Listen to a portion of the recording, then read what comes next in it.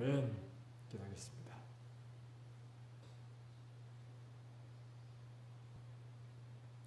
사랑의 주님,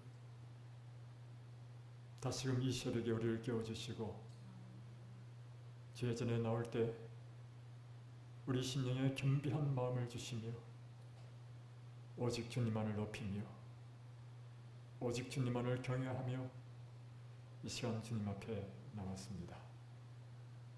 우리로 하여금 진실로 주님 앞에 진실하게 하여 주시고 정직한 영혼이 되게 하여 주시며 오직 하나님의 말씀에 순종하는 당신의 종이 되게 하여 주옵소서. 오 주여, 당신의 거룩한 영을 이 시간 우리에게 부어주옵소서. 온전히 하늘로부터 내리는 신령한 성령의 은혜와 감동하심이 이 시간 머리 숙인 당신의 종들에게 함께하여 주옵소서.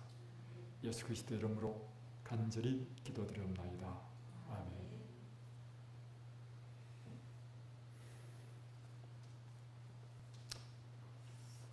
지난밤 잘 주무셨습니까? 이제 어느덧 2박 3일의 마지막 아침이 되었습니다.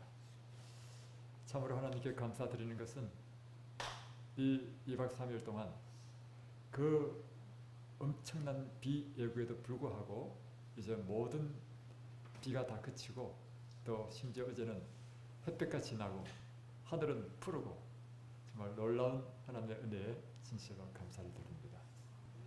그뿐만 아니라 이번 이 2박 3일의 여름 수양회를 통해서 하나님께서 우리에게 매 시간 풍성한 말씀의 은혜로 우리의 심령을 울려주시고 또 우리로 하여금 어떻게 살아야 할지 다시금 결심하게 하는 귀한 시간들을 주신 하나님께 감사를 드립니다. 또 하나는 이 수양회의 가장 큰 의미라고 할 수 있는데, 왜냐하면 말씀의 은혜는 우리가 교회에서도 받을 수 있단 말이에요. 초청해서 말이죠. 그러나 그보다 더 큰 어떤 의미에서는 가장 중요한 일은 우리 성도들이 함께 이렇게 동락하는 뭐 동고는 별로 없는 것 같아요. 그죠? 동락하는, 함께 식사하고 함께 교제하고 함께 예배드리고 함께 또 등산가고 하는 이런 시간들이 이 수양의 가장 중요한 시간들이 아닌가 생각이 듭니다. 그러면서 서로를 알고 서로를 더 깊이 사랑하는 그런 기회가 되는 이 수양을 인하여 하나님께 진실로 감사를 드립니다. 오늘은 데이 28 시련들과 어려움들을 통하여 깨어짐이라는 제목의 말씀으로 함께 보겠습니다. 깨어짐, 시련들, 그리고 어려운 시간들은 경험하기에 매우 고통스럽습니다. 그것들은 우리가 하나님께서 하시는 일을 이해하지 못할 때에는 어두운 시간들이 됩니다. 그것들은 슬픔, 혼란, 그리고 낭만의 시간들일 수 있습니다. 그것들은 하나님을 신뢰하며 기다리는 우리의 인내와 기량이 도전받는 시간들입니다. 그러나 그것들은 그분께서 어려움을 통과하여 영광스러운 마지막을 초래하기까지 우리를 돌보실 것을 우리가 알면서 하나님을 기다릴 수 있도록 배우는 시간들입니다. 하나님께서 우리를 교육시키는 방법이 있습니다. 그것은 하나님의 말씀을 계속하여 반복하여 우리에게 말씀하심으로 이 말씀이 우리 마음판에 새겨지도록까지 반복하시는 것이 하나님께서 우리를 교육시키는 방법입니다. 신명기서가 그러합니다. 계속해서 이스라엘아 들으라, 쉐마 이스라엘 하면서 반복하여 하나님의 율법을 우리에게 말씀하시는 것은 우리 인간의 체질이 어떤지를 아시는 하나님께서는 우리에게 한 주제가 명확하게 우리 마음에 새겨지도록 하기 위해서는 한 번의 교육으로는, 한 번의 들음으로는 이것이 이루어지지 않는다는 것입니다. 그래서 계속해서 똑같은 말씀을 반복하는데 하나님께서 또 하시는 방법이 있는데, 그것은 똑같은 하나님의 율법을 만 가지의 방법으로 다르게 표현하면서 그 한 주제를 우리에게 가르치는 것입니다.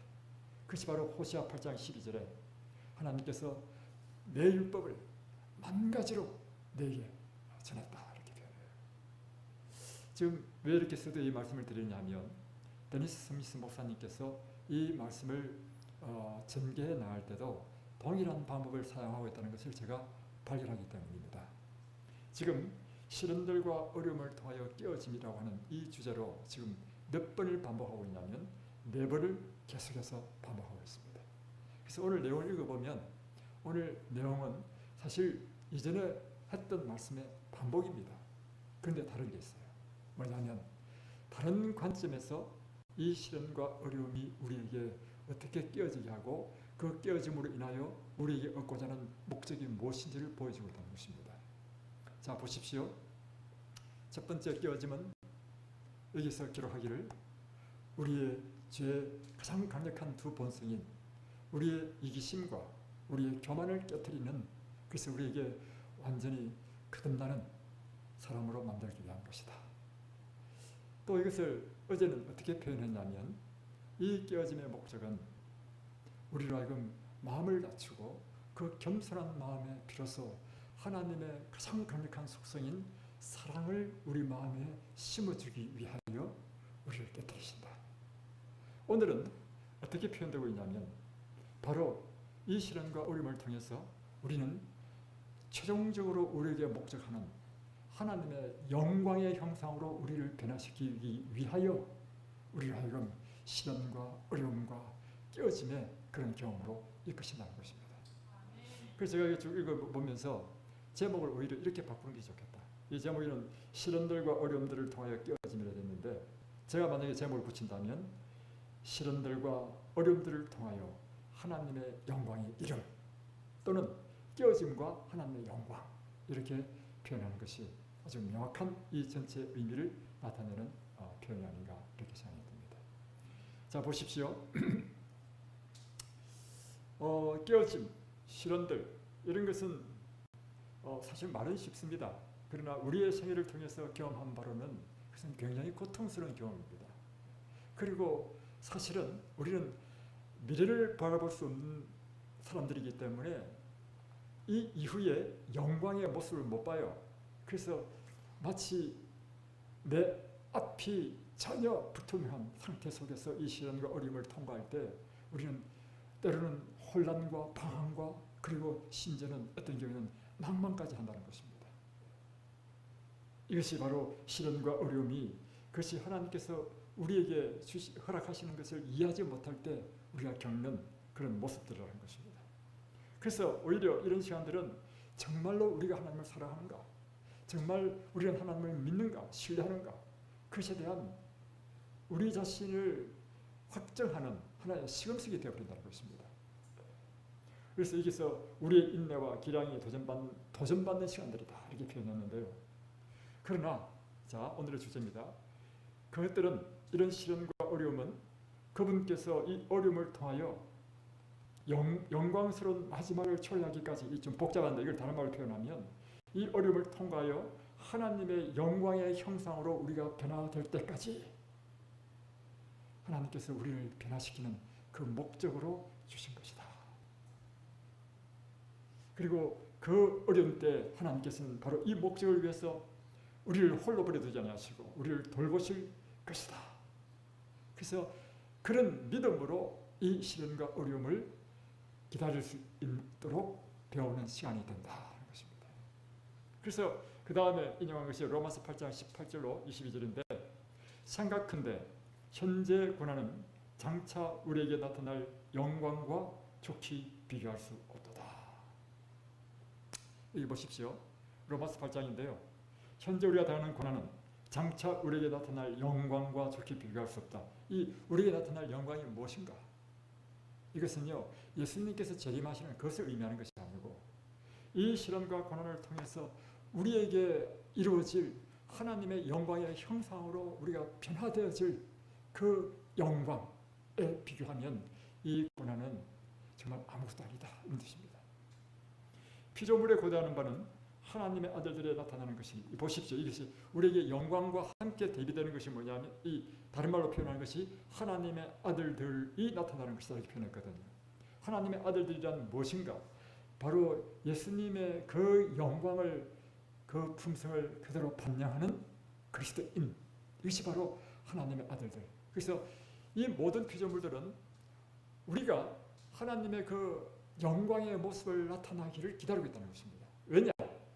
우리가 하나님의 영광을 나타날 때 예수님께서는 비로소 당신의 것을 추수하시기 위하여 재림하실 것이기 때문에, 그분께서 재림하실 때 비로소 모든 피조물도 인간을 통해서 함께 겪는 이 고난이 끝날 것이기 때문에.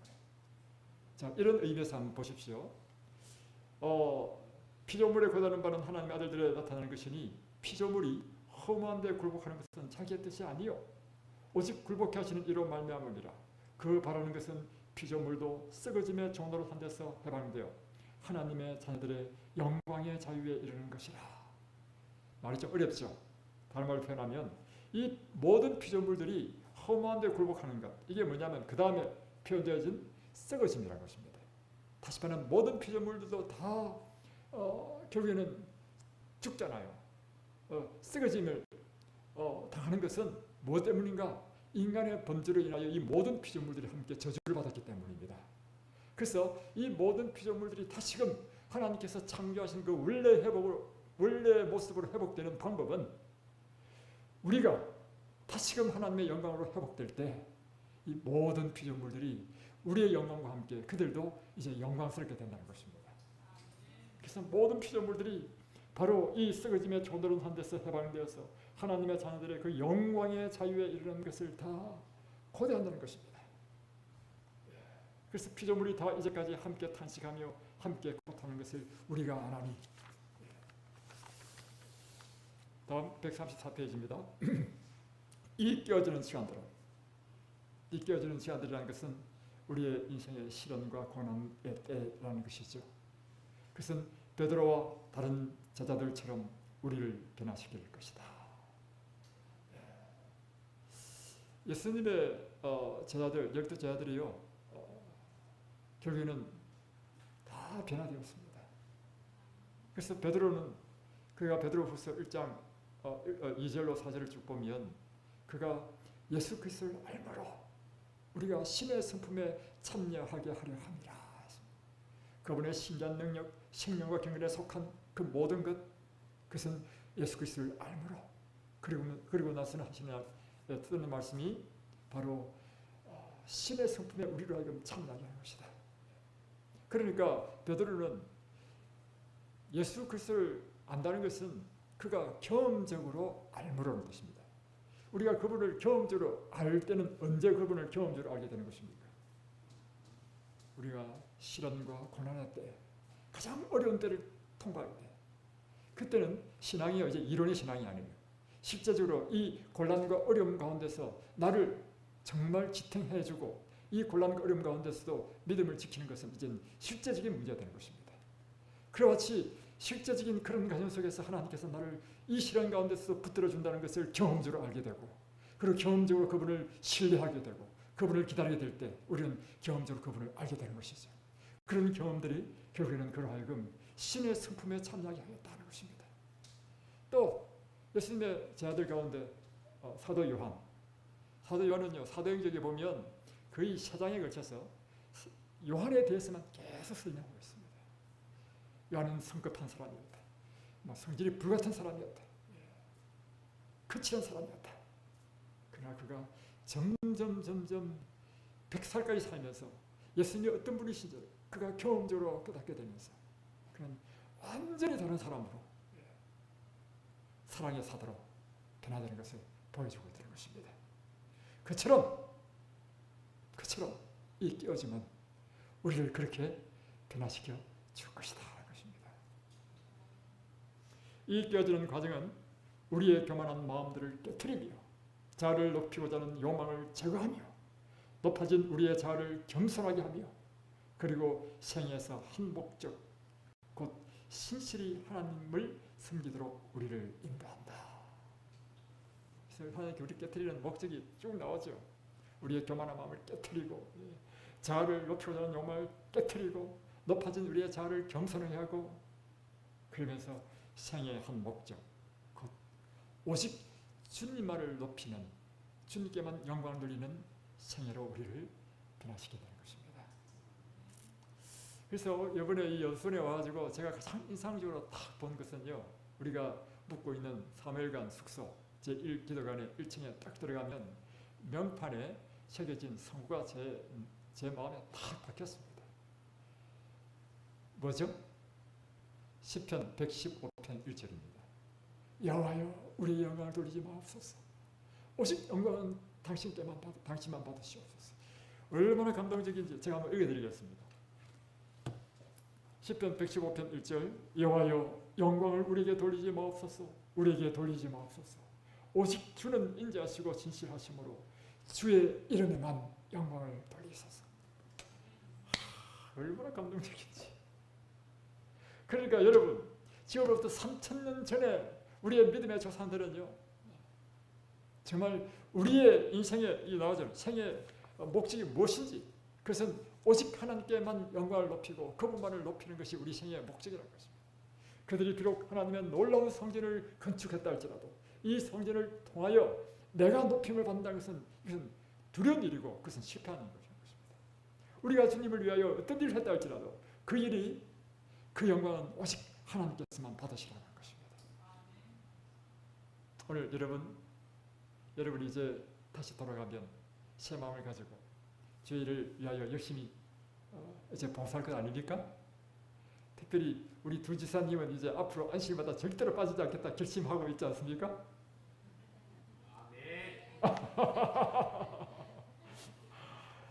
이런 우리 이제 돌아가서 우리 하는 열심을 해서 주님을 섬기고 주를 위하여 정말 봉사하고 하는 이 봉사의 삶을 통해서 우리는 오직 하나님께만 영광 돌리는 그런 우리 모두가 되기를 바랍니다. 그 결과로 우리는 전에 결코 없었던 하나님과의 깊은 관계를 경험할 것입니다. 우리는 하나님께서 전에 결코 없었던 정도로 우리를 통하여 봉사하심을 볼 것이며 우리는 하나님과 그리스도만이 우리 생에서 높임을 받으시는 것을 볼 것입니다.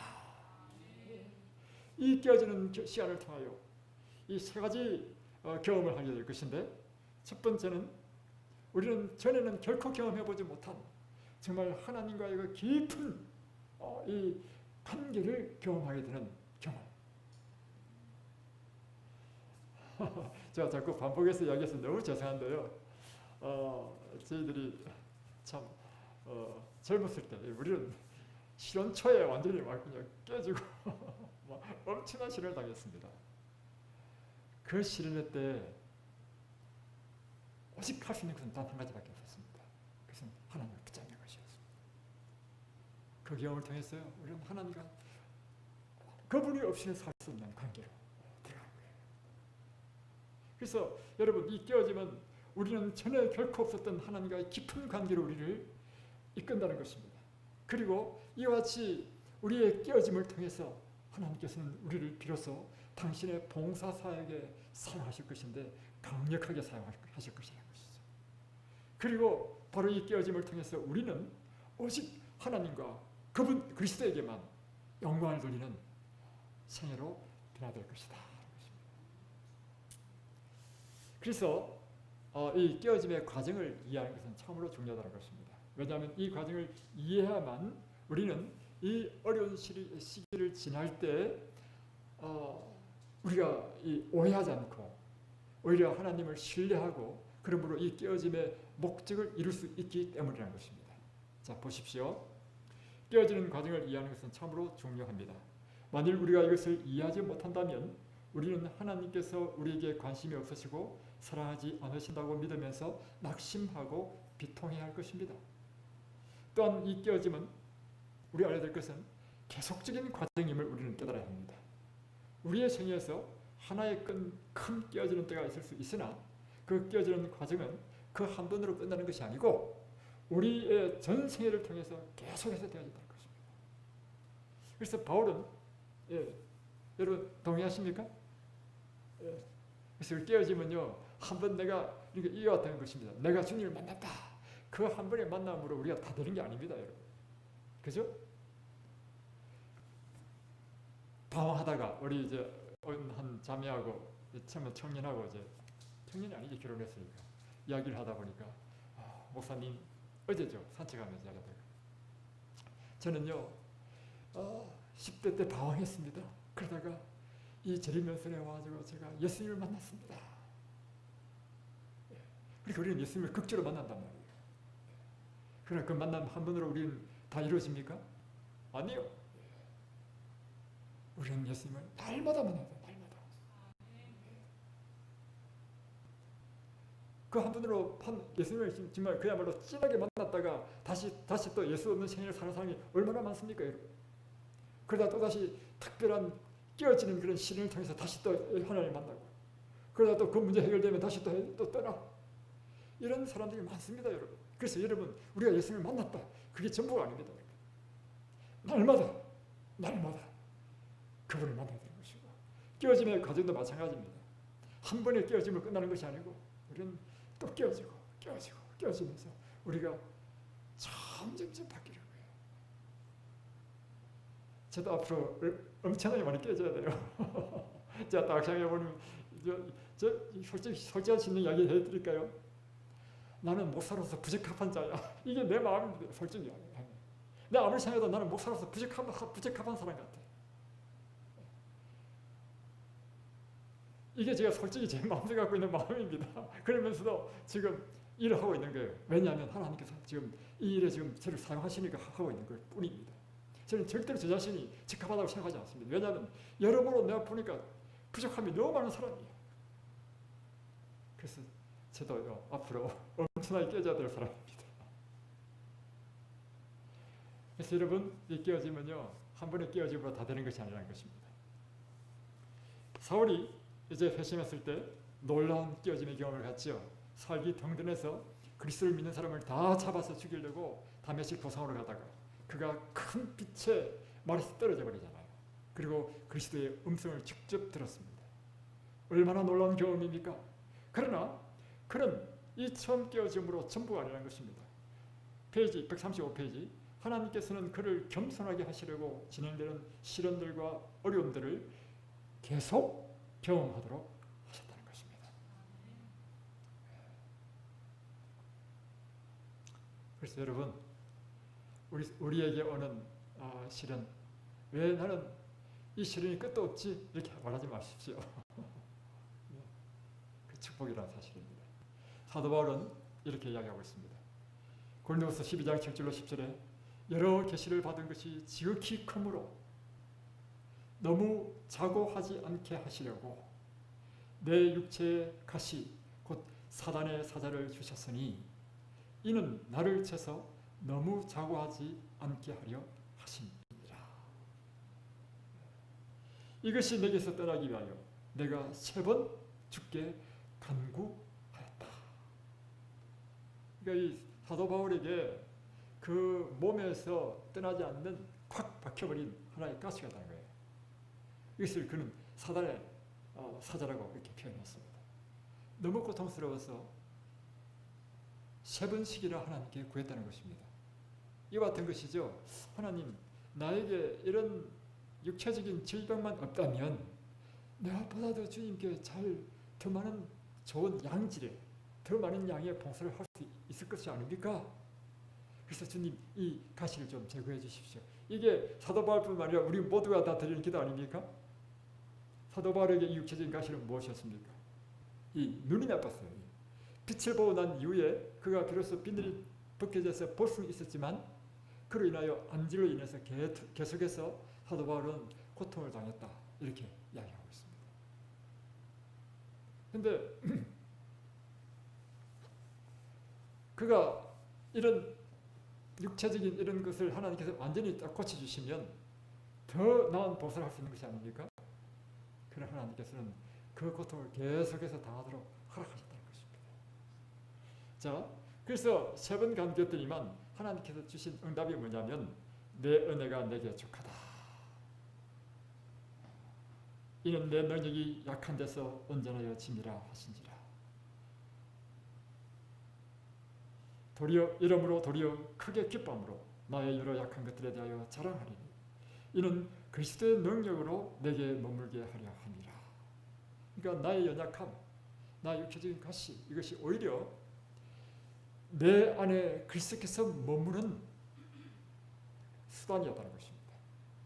그러므로 내가 그리스도를 위하여 약한 것들과 능력과 궁핍과 핍박과 곤란을 기뻐한다. 기뻐한다. 이는 내가 약할 때 곧 강함이니라.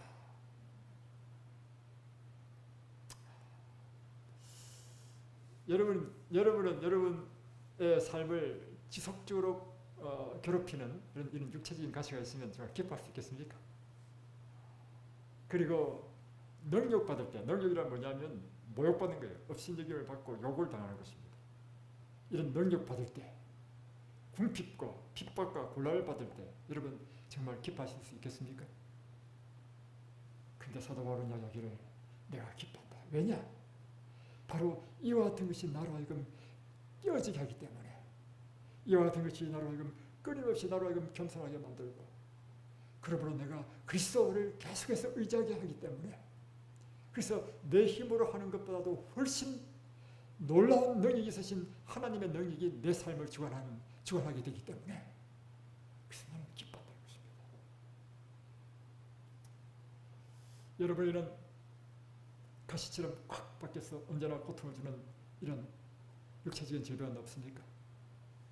또한 여러분의 삶 가운데 언제나 나를 괴롭히는 어떤 궁핍이라든가 또는 어떤 고난은 없습니까? 그러나 놀라운 사실은 그것들은 우리를 하여금 깨어지게 하고, 끊임없이 하나님의 능력이 우리 안에 머물게 하는 것이라는 것입니다. 그래서 우리를 하여금 능력 있는 봉사를 하게 하고, 그로 인하여 우리의 삶을 통하여 하나님께만 영광을 돌리는 그런 사람이 되게 한다는 것이죠. 그래서 제가 이 엘렌 G 화이트 자서전을 읽으면서, 또 교회정은 1권에 특별히 나오는데요. 교회정 1권을 읽으면 엘렌 G 화이트 처음에 계시받기 전에 어린 시절과 제 기억을 그렇게 알고 있는데, 하여튼 교회정 1권 자서전에 보면 종합적으로 이런 것입니다. 그리고 처음에 계시받았을 때 끊임없이 그가 흔들렸던 그런 경험들, 그리고 또 이제 그 이후에 그의 전생애를 통해서 봉사할 때 그런 엄청난 고난을 받았습니다. 심지어 그의 자녀 가운데 2아이가 죽는 그런 경험을 했고요. 그리고 언제나 그런 궁핍과 가난 가운데 살았고요. 그보다 더 괴롭힌 것은 그런 육체적인 질병으로 평생을 그는 고통 가운데 살았습니다. 그가 하나님께서 택하신 종이라면 제일 먼저 해주셔야 될 일이 뭐냐면, 그런 모든 어려움을 딱 제거해주고 난 다음에, 쉽게 말하면 차를 운전할 때 먼저 길부터 딱 닦아야 될 거 아닙니까? 길부터 닦는 게 뭐냐면 우리의 삶의 모든 어려움을 딱 제거해주고 난 다음에 뭐 사람을 쓰셔야 될 거 아닙니까? 그렇게 하지 아니하셨다는 것입니다. 그 결과 엘렌 G 화이트는요, 언제나 하나님 앞에 겸손했고, 언제나 그분은 결코 자신을 신뢰하지 않았습니다. 모든 일에 있어서 오직 하나님만 의지하고 하나님을 신뢰했기 때문에 그는 하나님의 능력으로 일을 하는 능력 있는 일꾼이 되셨다는 것입니다. 그러니까 그의 생애는 자기를 높일 일이 없어 오직 하나님께만 영광을 돌리는 그런 하나님의 종이 되었다는 사실입니다. 다음에 한 단락을 뛰어넘어서 깨어짐은 우리가 통과하는 시련들의 목표임을 우리가 이해할 때 그분께서 시련 가운데서 우리와 함께 하실 것이며, 우리의 선과 그분의 영광을 위하여 합동하여 선을 이루시겠다는 그분의 약속을 성취하실 것을 알면서 우리는 하나님을 신뢰하고 더 잘 기다릴 수 있게 된다. 그래서 이 깨어짐을 통해서 우리로 하여금 이루시고자 하시는 하나님의 목적이 무엇인지 이걸 우리가 잘 이해하게 되면 우리는 이 시련의 때에 흔들리지 않을 것이다. 따라는 이 시련의 때에 하나님께서 우리를 마치 우리가 버려진 바 된 그 상황 속에서도 하나님께서 이것을 허락하셨기 때문에 버려진 것이 아니라 매 순간 하나님께서 우리를 붙들고 계시고 우리를 돌보시고 계신다는 이 믿음을 우리가 갖게 된다는 것입니다. 그럴 때 하나님께서는 우리의 삶을 통해서 모든 것이 협력하여 궁극적으로는 선을 이루게 하실 것이다. 오늘 여러분의 삶 가운데 이와 같은 귀한 하나님의 목적이 이루어지기를 바랍니다. 이 시간 우리 주님께 이렇게 기도하고 싶습니다. 먼저 우리의 개인적인 문제라든가 또는 직장이라든가 우리 교회에서의 까지도 우리가 당하는 혹 시련과 어려움, 곤란들에 대하여 오늘 여기 있는 것처럼 하나님의 시련의 뜻을 이해하고 먼저 하나님께 감사하게 되시기 바랍니다. 그리고 이것을 통해서 우리가 더욱더 겸손하고 사랑의 속성으로 변화되고 또한 인내하고 참고 참된 믿음을 개발하게 되도록 기도하시고 궁극적으로 하나님의 영광을 위하여 사는 저희들이 되도록 이 시간 특별히 개인기도 시간을 갖겠습니다. 제가 기도하고 개인기도 시간을 갖겠습니다. 하늘에 계신 우리 아버지, 오늘 주님께서 우리에게 다시금 깨어짐과 하나님의 영광을 위함이라는 이 놀라운 주제로 우리를 교훈해 주심을 감사드립니다. 오 주님, 결국에는 하나님께서는 우리에게 궁극적으로 원하는 것은 우리가 하나님의 그 영광스러운 형상으로 변화되는 것이 하나님의 궁극적인 우리를 향한 당신의 뜻임을 깨닫게 될 때 우리가 무엇을 위해 살아야 되며 무엇을 추구하며 우리가 어떻게 살아야 할지를 우리가 깊이 생각하도록 도와주시고 우리의 모든 삶의 경험을 통하여 정말 주님을 신실하게 신뢰하고 또한 하나님의 뜻을 이루고 또한 주님의 형상으로 변화되어져가는 당신의 종들 되도록 도와주시고 우리 마음속에 있는 모든 이기심과 또 자아존대와 그리고 교만을 깨트리고 오직 겸손하고 사랑의 우리 주님의 형상으로 변화되도록 저희들을 축복해 주옵소서. 이 시간 개인기도 시간을 갖겠습니다. 우리의 기도에 개인적으로 응답해 주시고 은혜를 입혀 주옵소서. 예수 그리스도 이름으로 간절히 기도드립니다. 아멘.